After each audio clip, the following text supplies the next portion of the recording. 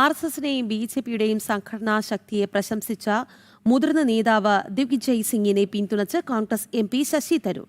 സംഘടന ശക്തിപ്പെടുത്തേണ്ടത് അനിവാര്യമാണ്, അതിൽ യാതൊരു സംശയവുമില്ലെന്നും തരൂർ വ്യക്തമാക്കി.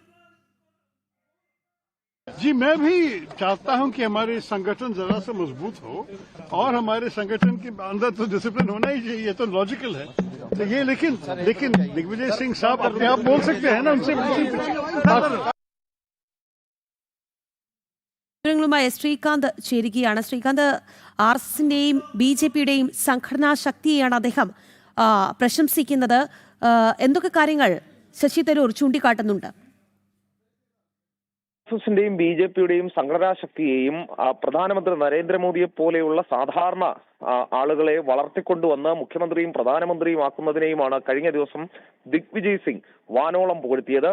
ഇന്നിതാ ശശി തരൂരും ഇപ്പോൾ ദിഗ്വിജയ് സിംഗുമായി സംസാരിച്ചിരിക്കുന്നു, അദ്ദേഹത്തിന് പിന്തുണ നൽകിയിരിക്കുന്നു. ശശി തരൂർ പറയുന്നത് ഞങ്ങളുടെ സംഘടനയും ഈ രീതിയിൽ ശക്തിപ്പെടുത്തേണ്ട ആവശ്യമുണ്ട്, അക്കാര്യത്തിൽ യാതൊരുവിധ സംശയവുമില്ല എന്നാണ് അദ്ദേഹം പറയുന്നത്.